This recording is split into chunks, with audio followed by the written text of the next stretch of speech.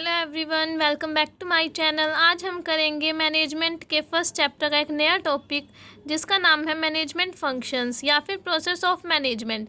यानी जो मैनेजमेंट होती है हमारे ऑर्गेनाइजेशन की, जो मैनेजर्स होते हैं उनके डिफरेंट फंक्शंस होते हैं, वो क्या क्या होते हैं उनको डिटेल में देखेंगे। तो फर्स्ट पॉइंट रहेगा प्लानिंग।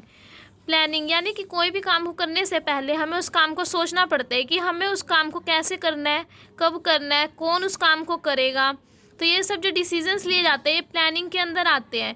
डिसीजंस क्यों लिए जाते हैं? ताकि हमारे बिजनेस की जो डिफरेंट एक्टिविटीज़ हैं वो बिज़नेस का जो ऑब्जेक्टिव है उसके हिसाब से हो सके। अगर हमारी एक्टिविटीज़ ऑब्जेक्टिव के अकॉर्डिंग नहीं होंगी तो बिज़नेस का ऑब्जेक्टिव अचीव नहीं हो पाएगा। तो मैनेजर्स जो वर्क कर रहे हैं, जो करवा रहे हैं दूसरों से, उसको करने का कोई फ़ायदा नहीं है। तो प्लानिंग के अंदर जो मैनेजर होते हैं वो क्या करते हैं, बिज़नेस का ऑब्जेक्टिव डिसाइड करते हैं। यहाँ पे सारी चीज़ें हमें सोचनी होती है प्लानिंग के अंदर। तो मैनेजर क्या करते हैं, ऑब्जेक्टिव डिसाइड करते हैं बिज़नेस का, पॉलिसीज़ बनाते हैं कि आगे फ्यूचर में कैसे काम करना है, किन प्रोसीजर्स को अडॉप्ट करना है, कौन सी टेक्निक्स के बेस पे हमें प्रोडक्शन करना है, किन मशीन्स को रखेंगे हम बिज़नेस के अंदर, हम फाइनेंस कहाँ से लेंगे यानी पैसा कहाँ से लेके आएंगे बिज़नेस में, किन सप्लायर्स से हम रॉ मटेरियल परचेज़ करेंगे। इस टाइप से डिफरेंट जो है पॉलिसीज़ प्रोसीजर्स अडॉप्ट किए जाते जो है सोचे जाते हैं कि कैसे हम वर्क करेंगे बिज़नेस के अंदर। डिफरेंट टाइप की स्ट्रेटजीज़ बनाई जाती है कि कहाँ से क्या चीज़ लेंगे हम, और पॉलिसीज़ यानी कि डिफरेंट टाइप की इस टाइप की पॉलिसीज़ बनाई जाती है कि हमारे जो वर्कर्स हैं वो किस तरीके से काम करेंगे। सेकंड फंक्शन रहेगा ऑर्गेनाइजिंग का। ऑर्गेनाइजिंग के अंदर क्या होता है, इसके अंदर जो मैनेजर्स होते हैं वो ये देखते हैं कि बिज़नेस के ऑब्जेक्टिव को अचीव करने के लिए किन किन एक्टिविटीज़ को करने की ज़रूरत है। फिर उन एक्टिविटीज़ को डिफरेंट ग्रुप्स में डिवाइड किया जाता है, और जो एक्टिविटीज़ है वो ये देखते हैं कि हम किस पर्सन को दे सकते हैं। इसके अंदर मेनली क्या रहता है कि हम एक्टिविटीज़ देखते हैं कि बिज़नेस के ऑब्जेक्टिव को पूरा करने के लिए किन एक्टिविटीज़ को करने की ज़रूरत है, और जो हमने प्लानिंग के अंदर प्लान्स बनाए थे उन प्लान्स को इम्प्लीमेंट किया जाता है। एक्टिविटीज़ को जो है ग्रुप किया जाता है। उसके बाद जब हमने देख लिया पहले एक्टिविटीज़ हमने कौन सी करनी है, फिर उनके ग्रुप बनाए जाते हैं अलग अलग। फिर उन जो एक्टिविटीज़ के ग्रुप बनाए हमने वो जॉब्स जो है वो एम्प्लॉयज़ को दे दी जाती है। फिर उन एम्प्लॉयज़ को अथॉरिटी भी, पावर भी दी जाती है ताकि वो अपना काम कर सके, और उन्हें रिसोर्सेज भी अवेलेबल कराए जाते हैं। रिसोर्सेज के बेस पे ही वो काम कर सकते हैं। उसके बाद एक ऐसा एनवायरनमेंट क्रिएट किया जाता है जिसमें कोऑर्डिनेशन हो, क्योंकि कोऑर्डिनेशन होगा तभी तो डिफरेंट एक्टिविटीज़ एम्प्लॉयज़ को देंगे, फिर वो अपने अंडर जो एम्प्लॉयज़ हैं उनको देंगे, तभी तो वो काम करवा पाएंगे। नेक्स्ट फंक्शन रहेगा स्टाफिंग का। स्टाफिंग के अंदर क्या होता है कि इसके अंदर हम क्या करते हैं, पर्सन्स को रिक्रूट करते हैं, सिलेक्ट करते हैं। यानी कि पहले तो हम भर्तियां निकाल देते हैं कि हमारे पास ये पोजीशन खाली है। फिर हमारे पास जो डिफरेंट एप्लीकेशंस आते हैं उनमें से हम जो कैपेबल होते हैं, जो हमारे ऑर्गेनाइजेशन के अंदर काम करने के योग्य होते हैं, उनको सिलेक्ट कर लेते हैं। तो इसके अंदर क्या होता है कि मैन पावर की प्लानिंग की जाती है, यानी हमें कितने पर्सन्स की ज़रूरत है और किस तरह के क्या क्वालिफिकेशन होनी चाहिए। फिर रिक्रूटमेंट निकाली जाती है ताकि ज़्यादा से ज़्यादा लोग हमारी ऑर्गेनाइजेशन में अप्लाई करें, यानी कि उन्हें कुछ पॉजिटिव पॉइंट्स बताए जाते हैं अपनी ऑर्गेनाइजेशन के, ताकि ज़्यादा से ज़्यादा लोग अप्लाई करें। देन सिलेक्शन किया जाता है, उनमें से जो हमें अच्छे लगते हैं हम उनको रख लेते हैं। फिर उनको प्लेसमेंट यानी कि वो हमारी ऑर्गेनाइजेशन के अंदर लग गए। इंडक्शन यानी कि उन्हें जैसे कि हमारी ऑर्गेनाइजेशन के बारे में बताया जाता है कि यहाँ पे कौन कौन काम कर रहा है, कौन किस पोस्ट पे है, उन्हें हमारी ऑर्गेनाइजेशन के बारे में बताया जाता है ओरिएंटेशन, इंडक्शन और ओरिएंटेशन में।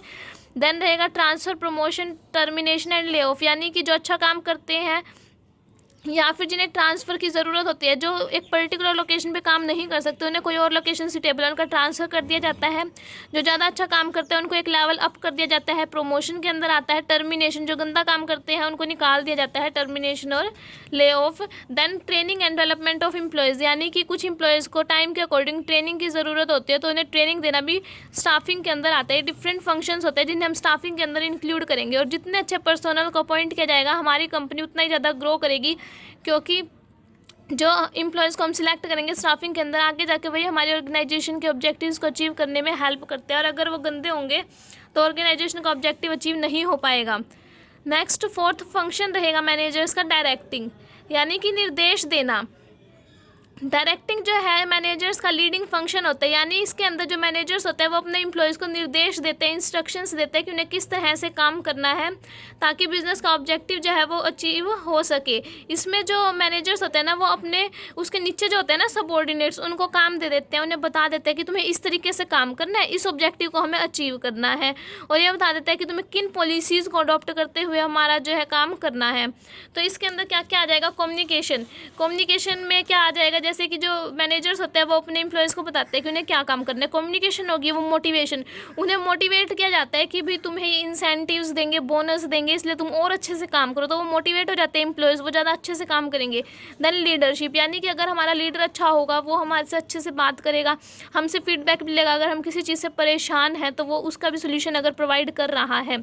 इट मीन्स अगर हमारा लीडर अच्छा है तो एम्प्लॉय ज़्यादा मोटिवेट होकर काम करेंगे। अगर उनका वर्किंग एनवायरनमेंट जो है वो सेटिस्फैक्शन वाला है, अच्छा एनवायरनमेंट उन्हें प्रोवाइड किया जा रहा है, पंखे लगे हुए हैं, चेयर है वहाँ पे, यानी कि अच्छा एनवायरनमेंट उन्हें प्रोवाइड किया जा रहा है, तो वो और अच्छे से काम करेंगे। इट मीन्स हमारा लीडर अच्छा होना बहुत ज़रूरी है, तभी जो है वर्कर अच्छे से काम कर पाएंगे।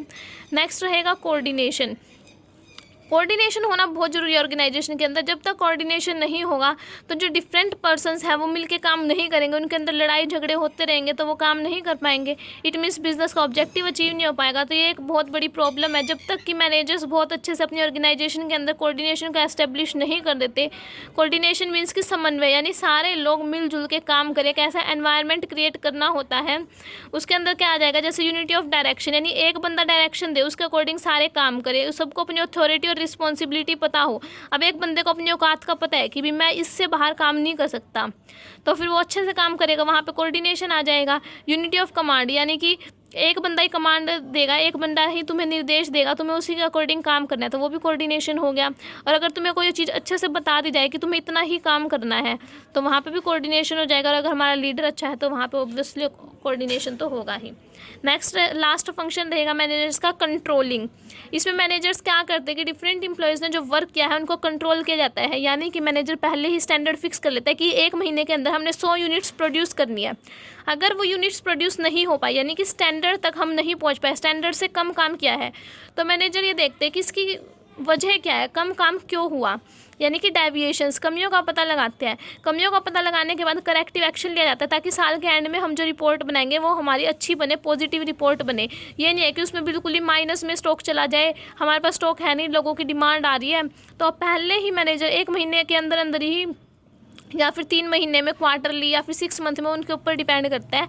यानी कि मैनेजर क्या करते हैं, इसके अंदर एक स्टैंडर्ड फिक्स कर लेते हैं, फिर जो वर्क किया गया है उसको उससे कंपेयर किया जाता है, जो कमियां होती है उसको ढूंढ के उसके ऊपर सही एक्शन लिया जाता है, वो कंट्रोलिंग के अंदर आता है। इसके अंदर वो ऑब्जेक्टिव्स, प्लान, प्रोग्राम्स के बेस पे एक स्टैंडर्ड को फिक्स करके चलते हैं। तो ये था हमारा कंट्रोलिंग का फंक्शन। इसके अंदर क्या होता है कि सबसे पहले जो परफॉर्मेंस होती है उसको मेज़र किया जाता है, गोल्स के बेस पे गोल्स रखे हैं, उससे कंपेयर किया जाता है परफॉर्मेंस को, उसके अंदर जो डेविएशंस होते हैं, जो कमियां होती हैं, उनको ढूंढा जाता है, फिर करेक्टिव एक्शन लिया जाता है ताकि उस कमी को दूर किया जा सके। तो आज हमने मैनेजमेंट के 6 फंक्शंस किया। आई होप गाइज आप सभी को समझ आया होगा। समझ आया हो तो वीडियो को लाइक कर देना, चैनल पर नए हो तो चैनल को सब्सक्राइब कर लेना। Thank you.